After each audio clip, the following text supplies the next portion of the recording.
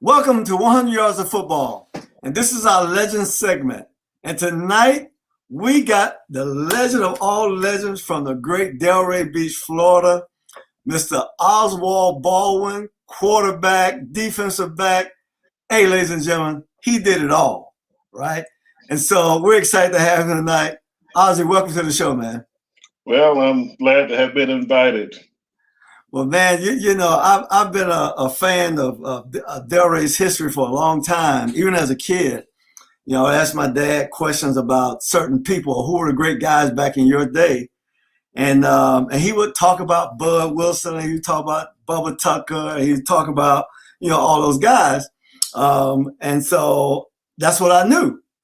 Right. And so since the show we had with Nate Collins and Red Odom and Bill Caesar and Eugene Hanna, I mean, everything has opened up. Now I'm getting the real deal from Carver High, Mr. Pompey teams, right? Yes. Mm-hmm. And so I guess the first year they started athletics at Carver High was 1944, and he was there from 44 to 64, correct? Yeah. He was actually the coach through the 63 team, and then he became assistant principal right. at the end of 64. So okay, football went from 47 to 63. Right. And I actually graduated in 64. So, right. so the football season was 63. Mm-hmm. Awesome, man. So now here's the thing. The guys in my generation, right? We, of course, we got a chance to witness the last few years of Carver High football. Right. Mm-hmm. I was in elementary school watching Anthony Penn play. He was my guy, right? Mm-hmm. And so I wanted to be just like him and do everything like him. And then when I had the show with him and started talking about Carver High, of course, somebody inspired him to play, right? Oh, so he looked at you and Cheney and the whole group, and he talked about all those guys. And so now the world has opened up to me. Now I'm so excited, I get giddy every week. Right. And then when I got this information you sent me yesterday, I was like blown away, man. It is unbelievable. Our history, our athletic history in Delray. Right. I'm amazed. I used to always say it's something about the water. Well, it had to be because all of it started at a very young age for all of us. Yes. So it's something that perpetuated itself through the generations, and if you're in Delray, you can't avoid it. You can't avoid it. So let's talk about that. So let's talk about when you were a child, you were young. Like I said, we had the Delray Rocks. We had a youth organization where we can go and play real football, Pop Warner League. When I was in 4th and 5th grade, it started in '68, and most of us played football at a young age. You guys didn't have that. So how did y'all develop? Well, let me just explain it to you. Mm-hmm. You look at Delray Beach and kind of segregate Delray into 3 sections. Okay. You had the Frog Alley section, and that section went from Atlantic Avenue south. Right. And then you had the central part of that, which was Atlantic Avenue to 2nd Street. Okay. And then you have from 2nd Street on over to Lake Island. That's right. Now, one of the things that used to happen was that the kids in that area would form a team. Mm-hmm. And, we did have the football field that was the white football field that's now the City Hall area. But we actually played sandlot. Okay. And each section would form a team. And that's how we began. Nothing organized. It was just, see, one of the things about growing up in our time was that you had to leave the house. Right. Uh-huh. You could not stay in bed, and the house was too hot for you to stay in the house. So, and at that time, your parents didn't care where you went, as long as you made it back home for dinner. Right. That's right. So part of what was done is that we formed these baseball teams, football teams, and we would compete against each other. Wow. No togs. You had no shoes on. Right. and you had no real facilities to play, but you used the streets, which was sand. And so right behind my house, we used to call it the Sand Bowl. And then if you go out near Spady, well, Spady had the practice field for the high school. Right. And over on the south side, you know, they would form something out near Eddie Odom's them house, and we would go out there and play. So that's how we formed and began the game. And these are small kids. Right. We haven't even completed elementary school yet. Right. But that's how we would get our experience, was to compete against each other. Well, you know, it's amazing because, you know, we did that as well. I mean, we played a lot of street ball, right? And I was fortunate because, you know, I lived on the south side. I lived in Carver Park at one time, lived on Southwest 12th Avenue. And I would play over there when I was there. But all my relatives lived on the north side of Delray. Right. And so I always found myself playing over there a lot, you know, and so I played against everybody in Delray, you know, pretty much. And I ended up playing with older kids because my cousin Tony Scott was 2 years older, Larry Scott's son and Marie Scott's son. And I had to play with him. And so that's where I got my toughness from, because he had no mercy on me whatsoever. And I was his little cousin, like his little brother. And if I start crying in the game, somebody hit me the wrong way, he'll straighten that out, right?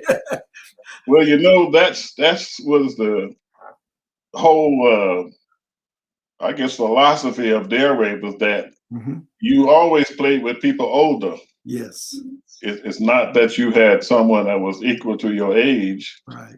And, you know, I tell the story about the Butlers and the Condries and all, and those old, I used to call them men, because they were still in high school, but a lot of them at the time was 18 and 19 years old. So so we had to play with the men.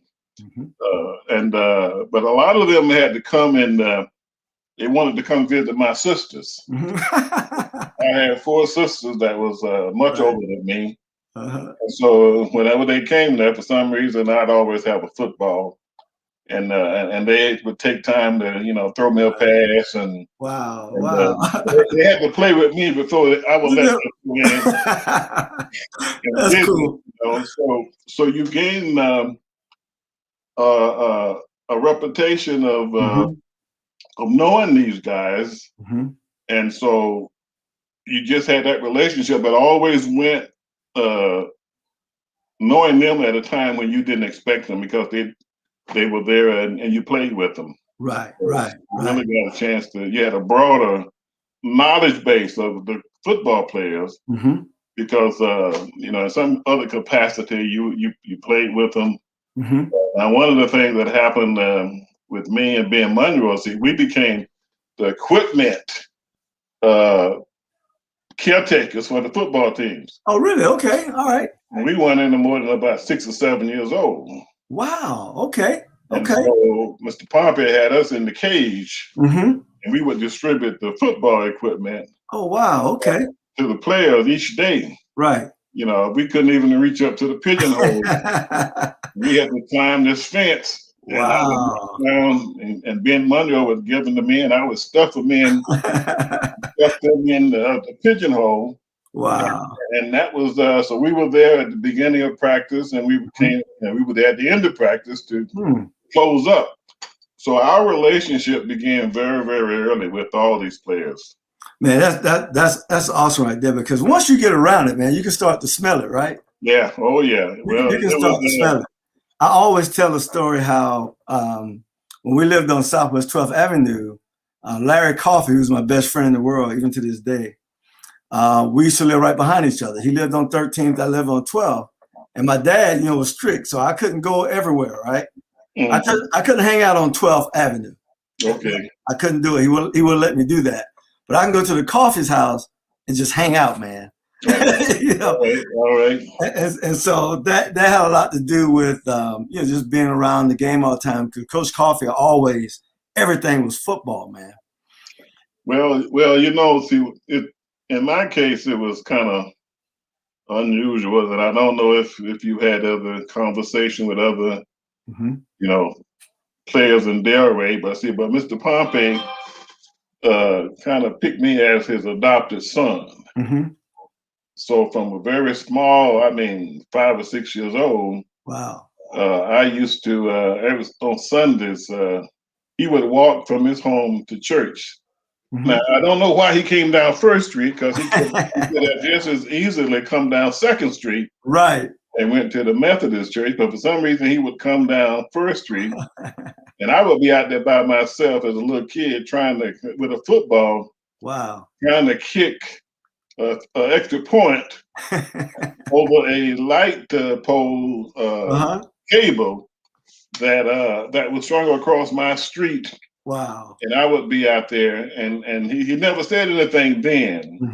I was very small. But later on, when he began to become the director of King Town Center, he started a special track meet for me at the time, because he had already started it, but he wanted me to run track. So he started a new group called the Mites. You know, he had the midgets, and the seniors and the juniors. And in order for us to run, he started the Mites, and then so we ran the 25-yard and competed. But during that time, that's when he really began to I would say train us in the form of what he wanted us to play. Because he had me behind as a quarterback when I couldn't even look over the behind of the center. And so this went on for years and years, and so it was just his development of me, and then he kind of always had me with him. If he left Teen Town Park during the day to go anywhere, I would have to ride with him. Okay, all right. You know, and I tell people now, if I die of lung cancer because of all the cigarette smoke, secondhand smoke, his pipe that I inhaled being in that car with him. But he and I had a very special relationship that you know transformed from a very small child until he died. So wow. So I have a kind of a different perspective from most kids, because he kind of just kept me under his wings. Right. And so that's amazing, because almost like he was setting up his own little farm league, right? Well, he had a plan. We didn't know it, but he had a way of bringing you into the fold. Right. And you were just there because, first of all, you love football. Right. Because you know, at a very young age, everyone was behind Carver so far as the school, old school, every afternoon for football. I mean, the whole community was over there. Really? Wow. So that was just a hangout, because it was so such a valuable part of the community that you would be over there, even though they would be practicing. You would be on the side forming a little scrimmage, and so that was every evening. So it was just something that was part of the community. Right. But every afternoon, everyone was over there standing around watching the practices. Man, that had to be special, man. Well, you know, it was just, you didn't have too many places to go. But it was the fact that I think that the foundation that was laid with the 47 team, it just transcended all the way through, you know, the old Carver High, and then when they relocated over to the new school, you would always have the community that came out to watch the practice, and the kids would come with them. So it was just something that was embedded in Delray. So let me ask you this question. So you were around the whole time, right? And so you grew up a quarterback, and you really played both ways. You played safety too as well. Well, that's one of the things that you had to do if it was your time. Now, and I think you probably heard that as a quarterback, you probably had to become a senior. Right. You did not play right. Early. right. So you played another position. So Mm-hmm. when I started, Ed and Odom and I used to, besides when we started was equipment Mm-hmm. person. Now that was just as a part of the team, but you was behind the scene. Right. You didn't travel, you didn't show up at the game, you wasn't on the sideline. Mm-hmm. But every day you were there with them in practice. Mm-hmm. Once you started got to the 6th grade, you became the practice squad. Okay. If you you remember the movie Rudy, right, where you out there getting get knocked around a little bit. knocked around. So that's who we were starting in 6th grade. Mm-hmm. And from there you develop the skills because they would lay you out. Right, of course. They had no mercy on you. And so by the time, but the seniors, who the seniors were, they were the quarterback. Right. So you had to play another position. Right. And so for many years, up until 63, 62 more or less, when I started then on defense. Okay. And at that time, now I don't know if you read some of the articles there, you'll find out that I was also pretty fast. So for as a runner. Right.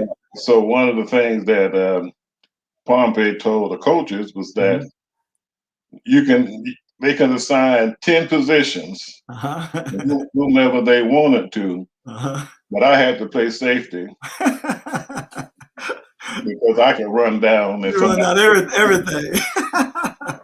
So for the 62 team, which was the beginning of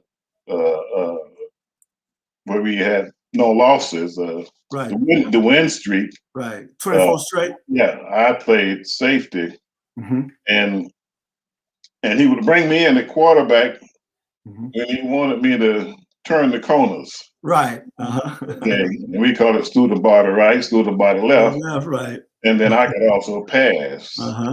Kendrick was a good drop back. Okay. Quarterback, but he couldn't run. Right. And he couldn't turn the ends. Right. So whenever he wanted a special play, he would bring me in for long passes and being able to turn those corners.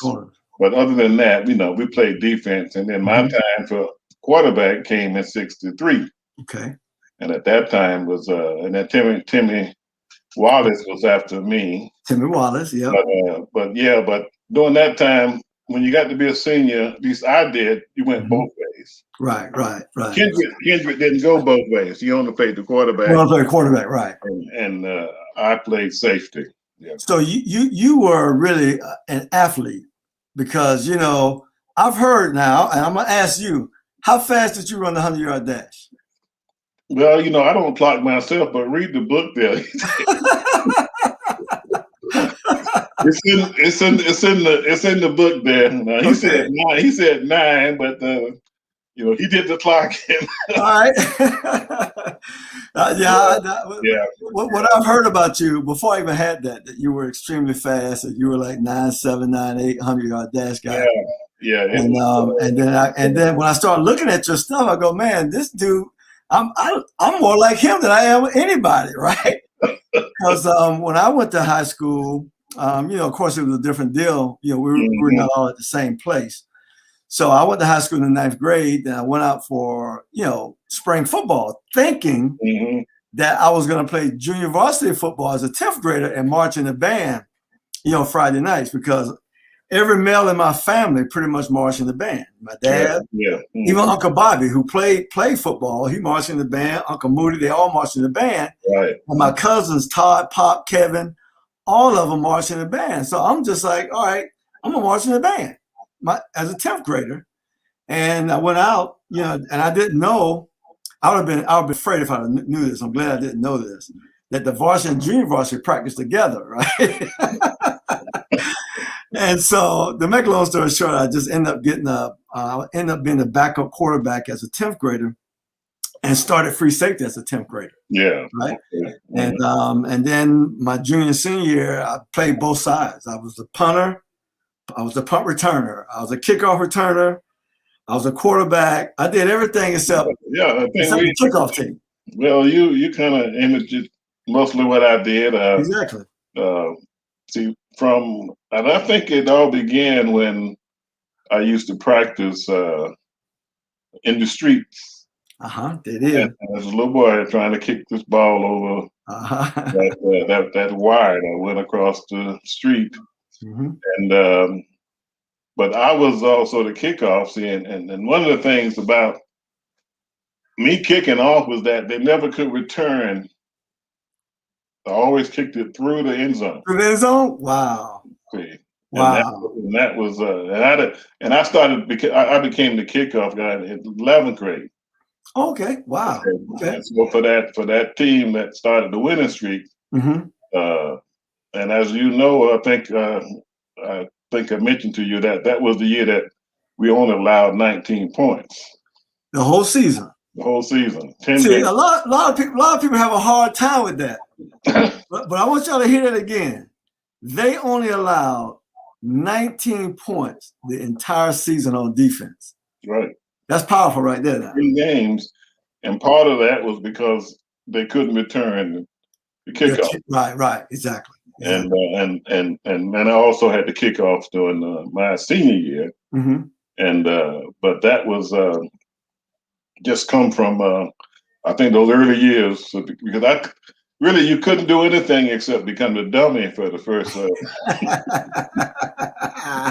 I love it, man. So up until your 11th grade year, you were just a dummy. You're just a dummy, man. Go get tossed around. But you know, one of the things that what I'm finding out, and so in my generation, in my time, right, after integration, you know, they closed Carver High School down, made it a junior high school the first year. Yeah. And then it became a middle school after that year. But we pretty much, the kids in Delray, the kids on the north side of Delray were all bused to Boca High School. Yeah, right. Yeah. And we stayed, those of us who lived on the south side of Atlantic, we ended up going to Atlantic High School. And even with that, you know, those guys who went to Boca, man, there was a lot of great football players went to Boca High School, man. I'm just telling you. And so with the talent that we took to Atlantic High School, you know, the depth of talent that we had at our high school was crazy. Yeah. And half of Delray wasn't even there. Well, I noticed that, you know, the few years when I would come back and I saw how they kind of split the community, and to me they just destroyed the camaraderie of the community, because now you got different schools that you're loyal to, right? And you really lost that, which was really a part of Delray up until that time. And, but for some reason, you know, you still had the same parents, and you still had the same desire that your child was going to participate in football, and they came with that same desire of wanting to win. That's it, man. And so whoever got that, whatever school got it, got some of the best players in South Florida. Oh, no doubt. That was the mentality of the community, really. Right. It's just no doubt, man, because I'm telling you, the bar has always been set high, because I know for me, the bar was set the last 2 years of Carver High School when they won state titles. And all I wanted to do was win a state title. I played in 2 and lost 2, right? Okay. I never won a state title, but we were always in it. So even when I was a freshman at Atlantic High School, we played for a state title. They lost that one 7-0. Okay. You know, and part of the biggest problem we had, when we got in the playoffs, was the fact that we played about 6 to 8 guys both ways, depending on the year. So if you get 2 guys hurt, now you're not just replacing 2 positions. Now you're replacing 4 positions. Right. And that hurts, right? That hurts. But we were so talented, man. We had guys. The best athlete I ever played with my whole life, until I played with Deion Sanders at the end of my NFL career, is a guy named Mo Wesley from Delray. Okay. And Mo can do everything. There's nothing he couldn't do. I mean, he can do it, right? He didn't play football until his senior year in high school. Oh, well, that's very good. Well, and then the year before that, when I was a 10th grader, I was playing safety. We had two guys, Chuck Jones and David Peel, who were great athletes. David Peel was a great football player. And Chuck Jones was our best basketball player and our fastest guy on campus. And they didn't play until their senior year. So we had that happen a lot. And we still had half of Delray at Boca High School. Right. So it's like, so what would have happened? And it was clear with me when I had Nate Collins, Red Odom, and Bill Caesar on the show, and Eugene Hanna. They kept saying, if you play that Carver High, you're gonna have to just wait your turn. Well, that's the way it was. I mean, it was the fact that you had to play something else because he had already groomed whoever was going to be quarterback. That's right. All right. And so now the line was a little different. He would take whoever he got for that. Right. But his key position was quarterback. And he had groomed those all the way up, and he just started grooming me as a 5-year-old. Wow. Man. So and one of the things I tell people is that, see, I had a speech impediment, and I couldn't even say the signals. Wow. I couldn't even go in the huddle and speak what we were going to do. You're right. But he kept me in that position until I was able to overcome that. Wow, that's powerful. That's powerful. And I would ask him many years later, why did he put me in that position, knowing that I had difficulties barking out the signals, and he just said that was a way for me to try to get over it, and he just kept me there, and I could, kept getting better and better at it. Right. But it all began so early. And then when my time came for quarterback, I mean, I was already ready for that. So I normally tell people by the time we got to be a senior, we were a pro. Oh yeah.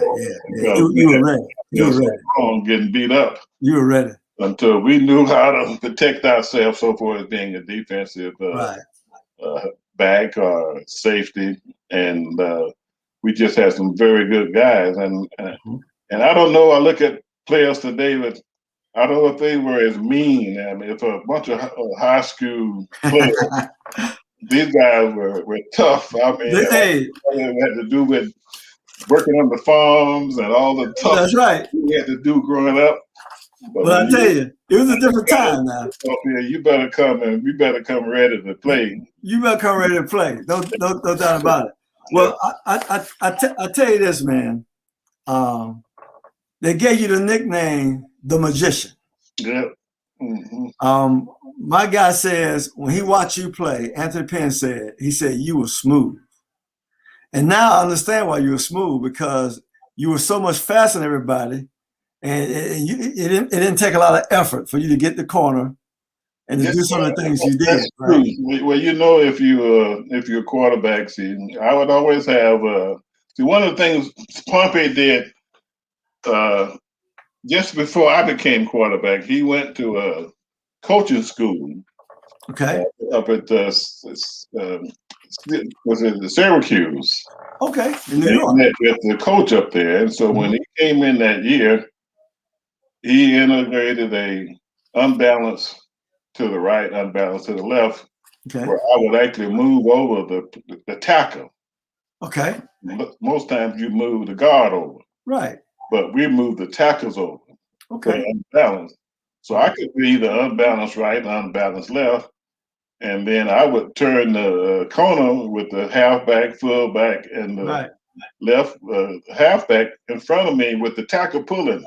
Wow. The guard would be pulling. But when I turn the corner, it's over. Watch out. I love it, man. I love it. There's a lot of big guys coming at you around that corner there. Yes, and sir. I like to turn the corner. Yes, sir.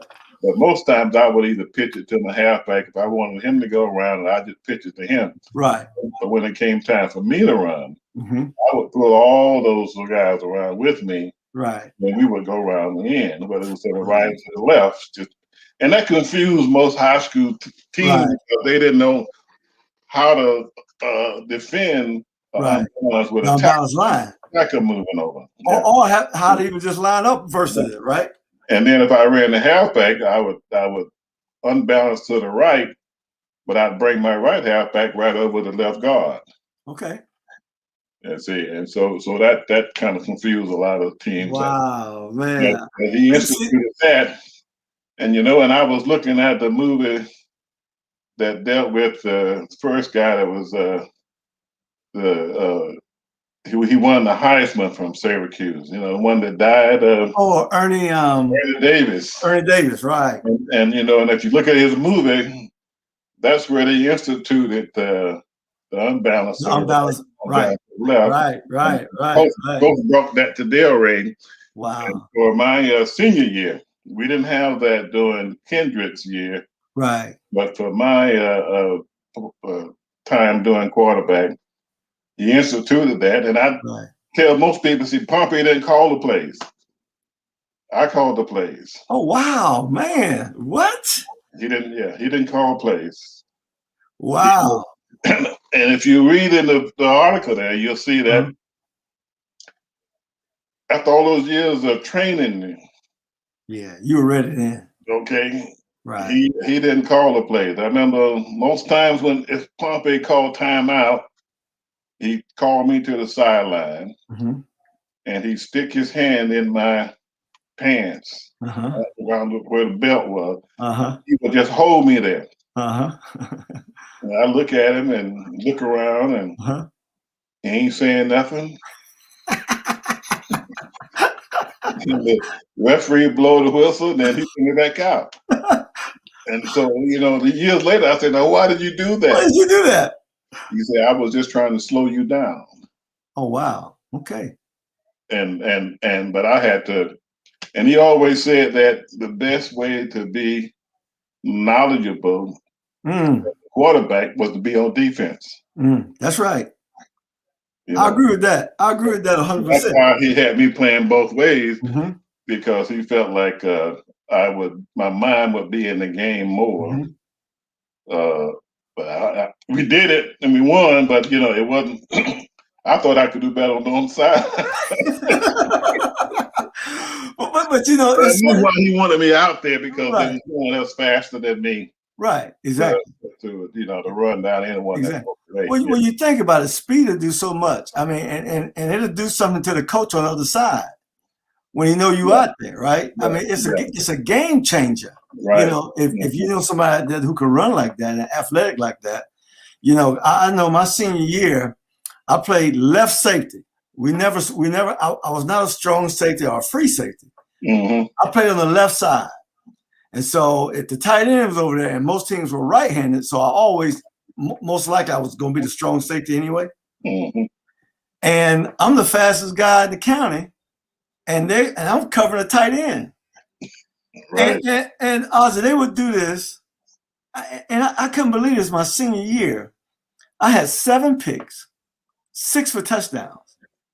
And 5 of those touchdowns were out patterns that they kept throwing. Right. Me versus the tight end, I'm like, well, they're not going to throw it this week. After I score 1 week, I go, well, they're not going to throw that no more. And they'll do it the next week. Yeah. And I get it, I'll be gone. It was like taking candy from a baby. It was so easy, right? Well, I tell you, I knew that 62 team. You don't know what you got until you got an opponent. Right. That's right. You may practice against each other, but see the 62 team, they were so good that during the scrimmage, every pre-season, Pompey would have a blue and white game. Okay. Well, the blue and white game for 62, we hurt each other so bad. Oh, wow. Until it was just 2 teams. the competitiveness was so great. Was so intense, man. So now once we got together as one team, then that's what went into the winning streak. Because you had the defense that was outstanding, and you had an offense that was outstanding. Right. But it was the attitude of the team before the season began that they had to we had to kind of lay off for a while, let everybody heal, because that practice game it was no joke. It was really tough on everyone. But going into that year, the defense was still outstanding, and I just tell you, I don't know of any high school that really could put together that kind of right. I mean, that's amazing. So let me ask you this question, right? So, like one thing I know about Delray, we got skill position guys, right? So, and as I was looking over some of the names over the years, man, I'm sitting here laughing because, Bump Mitchell was my first coach. And Bump Mitchell saw me playing football in the street right in front of his house one day. And he was watching the game. And all of a sudden, he just stopped the game and came to me and asked me how old I was. And I told him, he said, well, I'm coaching the Delray Rocks this year. And you can be on my team. You want to play? I go, yeah, absolutely, I want to play. So he put me at quarterback, right? He saw me throwing the ball. He kept having me throw the ball, after he stopped the game. But I was, at that age, though, I was a little more than just a quarterback, because my greatest gift at that time was my ability to run the football. Right. And so we had a great little team, man, and we won the whole thing that year, which was a special time. And I learned so much from Bump Mitchell, how he coached me. As a little 10-year-old, he was no nonsense. And I'm quite sure he was giving me the Pompey stuff, right? He had to. And I remember Bunk as a quarterback. He was one of my favorites. I kind of emulated myself after him. I replaced Cheney, and then Herman Bain. And so you were able to see these guys, and Carver was always had a winning streak. I mean, I don't know any time that there was a losing streak. But you and all these guys you knew. I mean, it wasn't like from the neighborhood. See, Carver was that from 1st to 12th, everybody was there. They kind of separated them when they had the new school. But Carver, you were in 1st grade, you saw everybody from 1st to 12th. You were in and out, and then when you went to the game, and in my case, I saw them because of where Pompey had me involved with the team. Wow, man, that's special, man. Knew them, and that goes all the way back to the 52 teams, and because you were just out there. My cousin, Baby Joe Baldwin. Baby Joe. all played, and so you were just engaged with them. So I knew Bunk, and they all were close. I would say family members. And my brother married, Fanny and Odom and all. So that's right. So we were all just close relatives, and Bunk and those they were caretakers at the schools. And so it was just a close knit relationship with everyone. Yeah. It was like that when I grew up, man.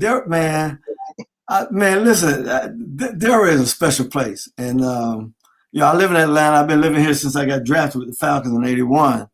But I never had intentions of staying here. I want to just come up here during the football season and then go back home, right?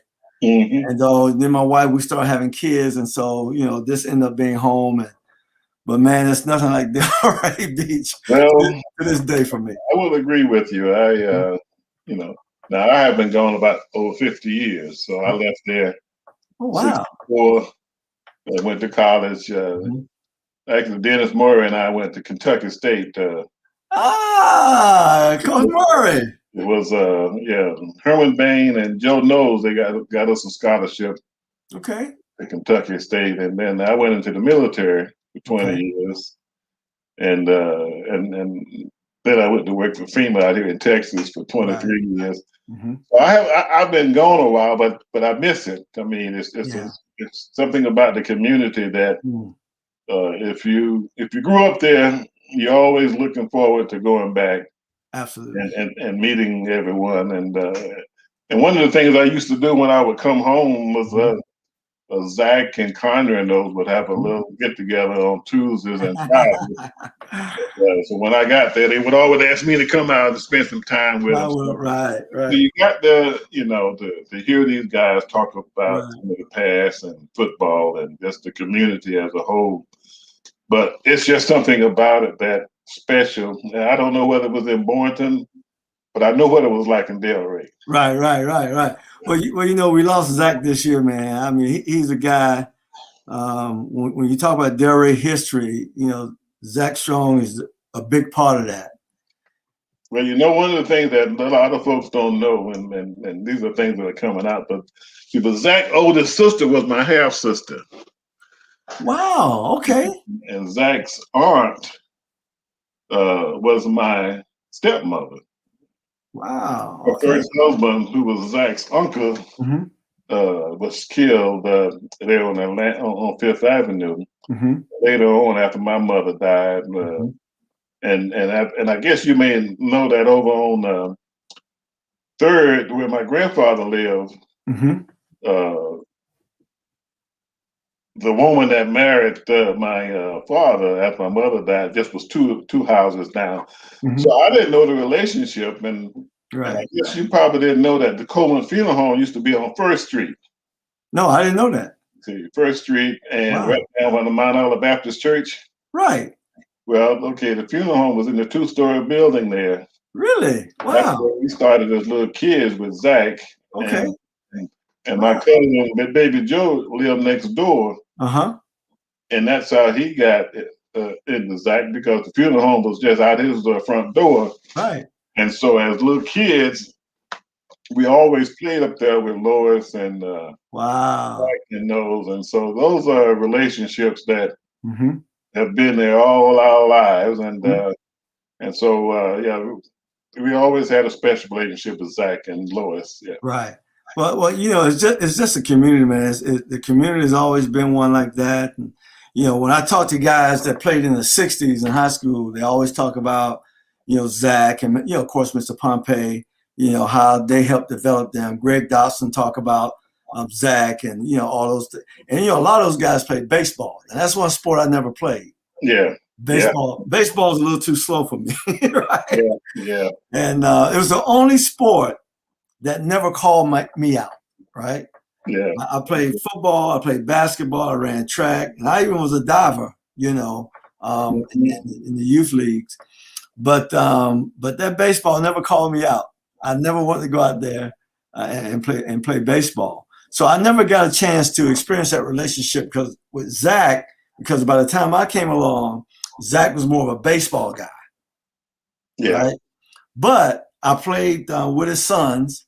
And Vince was a couple years older, and then Keith was my age, and of course Randy was just a big star. Man, when he was at Carver High, man, Randy Strong was a beast. And then one of the things, Randy really touched me when I was in the 10th grade, because I was an up and coming quarterback at the high school, and Randy had got drafted by the Baltimore Colts. And, we used to all work out at Carver High. We go out there at 4:00 every day in the afternoon. We work out. And I was throwing, because they moved Randy from linebacker to fullback, like he played in high school. And so I'm throwing Randy balls, man. And I'm out there with Randy Strong, right? Little 10th grader, man. You couldn't tell me nothing, right? Right. And got a chance to be around guys like Barry Hill and Charles Cornelius and guys like that. Worked out with Charles a lot down there in Delray. And Barry Hill was a guy who really influenced me, just giving me good advice, right? And when I was in high school, he was playing with the Dolphins at the time. Right. And so he was a guy who had all the credit, right? Credibility. Well, I heard a lot about you guys, and over the years, and the last time that I came home, now is your grandfather the preacher? That's my daddy. That's your dad. That's my daddy. Yeah, I went to his church. Oh wow, okay. And he introduced the congregation to me. Oh, wow. But one of the things he did, he gave me. He said he had a son that played out here at Dallas, the Cowboys. That's my son played with Dallas. Okay, yeah. Yeah. So his grandson played with Dallas. I didn't get a chance to. But he gave me his card. And that's good, man. So, but normally, but like I told you, that your granddad was just a few houses down from my aunt, right? The Martins and all. So, but they were all part of the school complex. My brother and your father and all of them, they all finished about the same time. Right. So it was just where you just had a relationship with everyone. I mean, it's one of those things. But I had a special relationship with him, and so whenever I would come to town, I would at least go to his church and. That's cool. That's cool. I gotta tell him I had you on tonight, right? Yeah. Well, do you do that? Because he gonna be excited about it. Yeah. He's gonna be excited about it. Right. Well, look, man. I just want to thank you for coming on. I want to get you back on in the future as well, because there's so much I think we got to cover with Mr. Pompey. Oh yeah. Mr. Pompey was a great man, not just a great coach, but he was a great man. I got his book. I don't know if you got this book yet. Yes. More Rivers. Yeah. Across.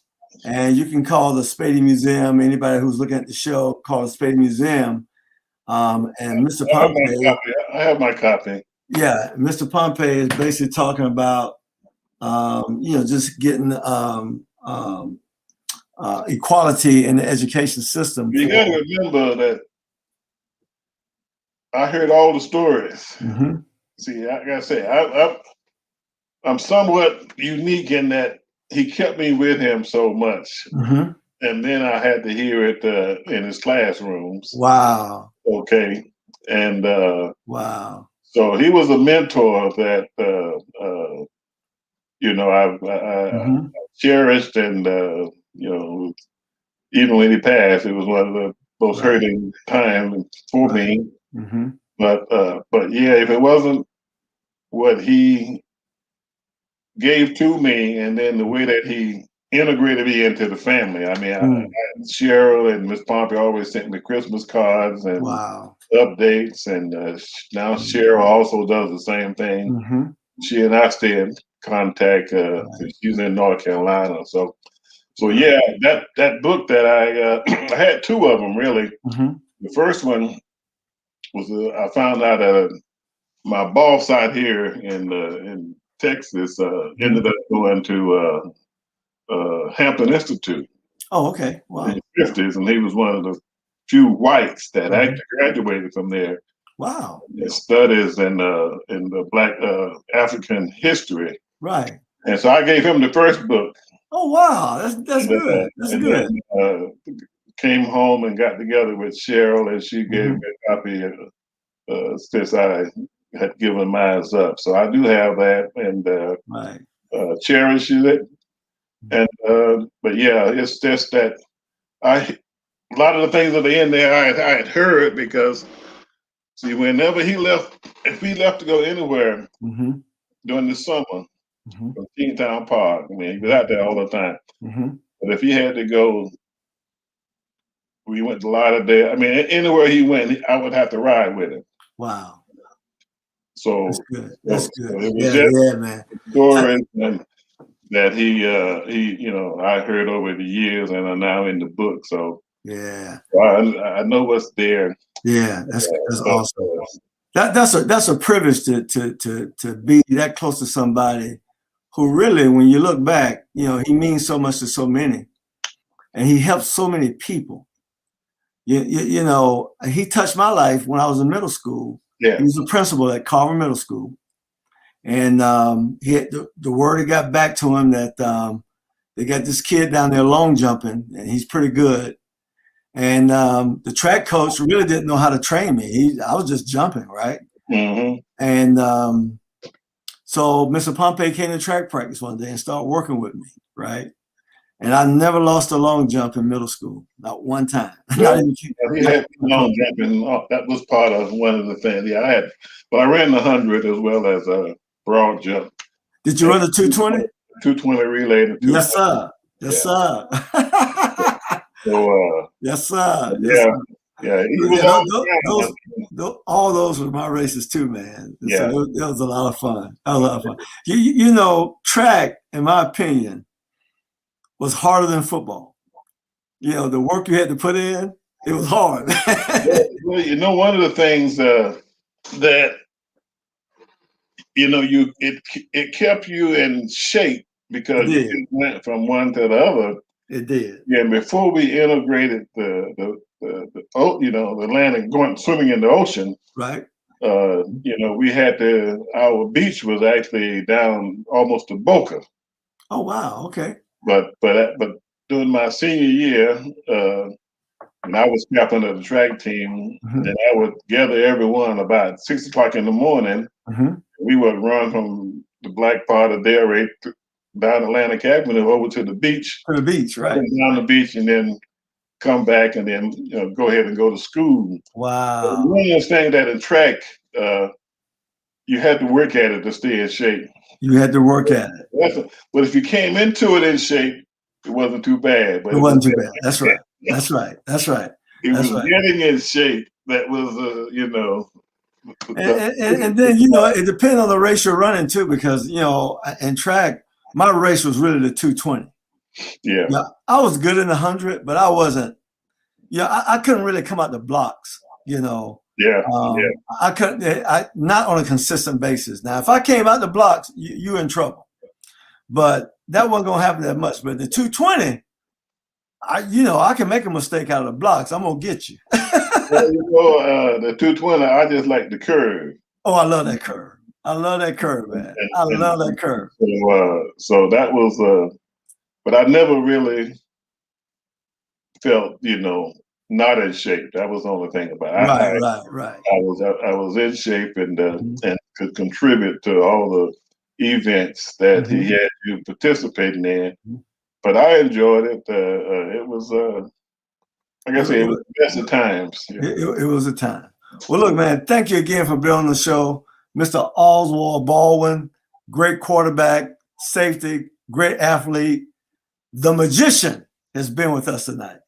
Thank you for your time, brother. We appreciate it. Man. Thanks for inviting me. And if you like the video, guys, comment on it, share it with your friends. This is 100 Yards of Football, and we had the great Oswald Baldwin from Delray Beach, great quarterback, Carver High School. Man, thank you again. God bless you, brother. All right. Thank you, man.